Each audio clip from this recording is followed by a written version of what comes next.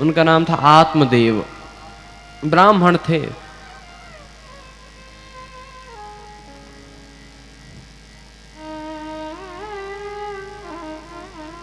पत्नी का नाम धुंधली देवी। ब्राह्मण तो बड़े सदाचारी, लेकिन पत्नी ऐसी कि जितने धार्मिक ब्राह्मण देवता उतनी अधार्मिक पत्नी।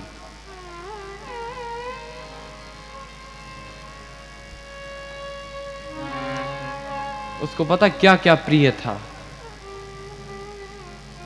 शूरा चक्र कृत्येषु कुटिला कलह प्रियाः। दूसरों के घर में कलेश कराना, बातों में ज्यादा समय बिताना, पड़े रहना, काम न करना।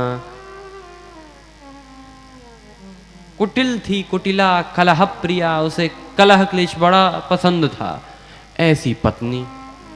लेकिन ब्राह्मण देवता के पास था तो सब, लेकिन एक पुत्र नहीं था। बिना पुत्र के वे बड़े उदास। अच्छा, दुर्भाग्य देखें, उनकी एक गाय, उस गाय के भी कोई पुत्र नहीं, आज तक नहीं हुए, वो भी बांझ। घर में एक तुलसी का पौधा, तो वो भी सूखा रहता। सोचने लगे क्या है ये, और बिना पुत्र के तो बड़े क्लेश में। एक दिन सोचा बिना पुत्र के तो जीना बेकार। गए जंगल में, सोचा आज तो आत्महत्या कर लूंगा, लेकिन आत्महत्या करें कैसे, कुछ होए, कैसे मारें अपने आप को। तो जोर जोर से आवाज लगाने लगे ताकि कोई शेर भालू चीता आए हमको खा जाए। शेर भालू चीता तो नहीं आए, एक संत आ गए। संत ने जो तेज आवाज सुनी, उस तरफ आए, देखा और कहा, ब्राह्मण देवता आप क्यों चिल्ला रहे हैं? जो संत को देखा आत्मदेव चरणों में गिर गए। महाराज ये बात है, मेरे कोई पुत्र नहीं है, कुछ करो। महात्मा बोले ये तो भगवान की बड़ी कृपा है, पुत्र नहीं है। पुत्र हो जाएंगे तो लाखों तरह की किच पिच, और क्या करना पुत्र का, तुम तो आराम से भजन करो। आत्मदेव बोले अरे आप तो साधु आदमी, विरक्त आदमी, आपको क्या पता संसार का सुख क्या होता है। अरे जब छोटा सा नन्हा सा पुत्र पापा पापा पापा कहता है तो कान में रसगुल्ले से फूटते हैं, और आपको क्या पता। आप तो महाराज प्रवचन ना दें, हमें पुत्र दें। महात्मा ने कहा कि मैं तुम्हारी सिर की रेखाएं पढ़ रहा हूं। सप्त जन्मावधि तव पुत्रो नैव च। 7 जन्मों के लिए कोई पुत्र तुम्हें मिलेगा नहीं, 1 जन्म नहीं, 7 जन्म तक। और ये जो सुना, आत्मदेव ने कहा आपने तो मेरा दुख 7 गुना बढ़ा दिया।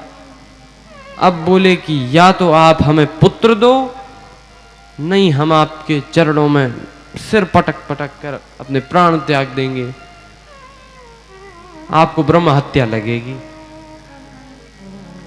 संत ने कहा कि कहां हम अपना भजन करते हुए जा रहे थे, बढ़िया, कहां ये मिल गया। हम तो इसकी मदद करवाने आए, इसकी मदद करने आए, ये तो आत्महत्या लगाए दे रहा है हमें, ब्रह्म हत्या लगाए दे रहा है हमें। अब संत ने दया करके एक फल दिया और कहा चलो ये फल अपनी पत्नी को खिला देना, पुत्र हो जाएगा।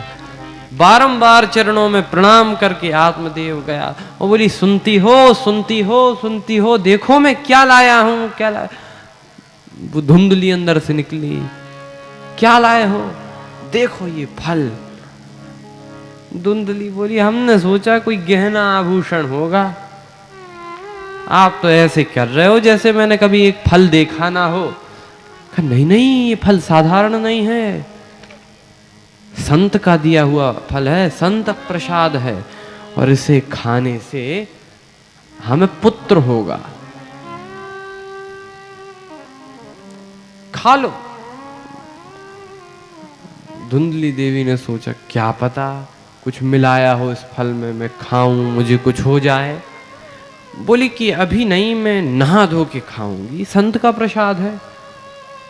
आत्मदेव ने कहा हाँ, लेकिन खा जरूर लेना ध्यान से। कुछ देर बाद उसने अपनी पड़ोसन को बुलाया, आराम से उसके पास मीटिंग करने लगी कि मेरे पति फल लाए हैं, उसको खाने से पुत्र होगा। पड़ोसन ने कहा तो खा ले, इसमें क्या दिक्कत है, पुत्र होगा तुझे तो खुश होना चाहिए। बोली मैंने सुना है कि पुत्र को 9 महीने तक पेट में रखने में बड़ी तकलीफ होती है। तो हाँ वो तो होती है, पड़ोसन बोली, लेकिन क्या है 9 महीनों की तो बात है।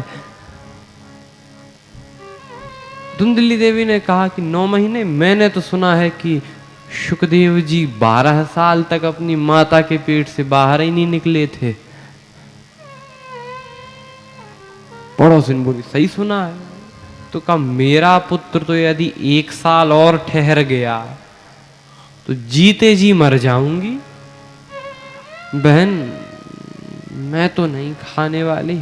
उसने ऐसा क्लटर कर दिया पड़ोसन का माइंड कि उसने कहा तुझे जो खाना हो सो खाओ, हमारी खोपड़ी मत खाओ। पड़ोसन तो चली गई।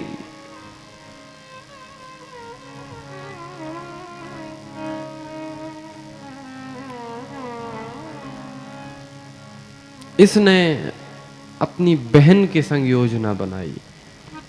तो इसकी बहन ने कहा कि मैं अभी गर्भवती हूं और एक काम करो, ये फल तुम अपनी गाय को खिला दो।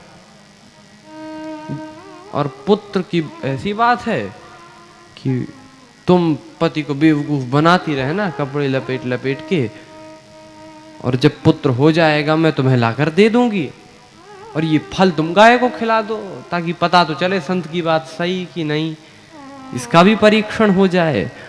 धुंधली ने कहा बहन तू ही मेरी हितोपदेशी है, तू ही मेरा सारा काम कर देगी, जय हो जय हो।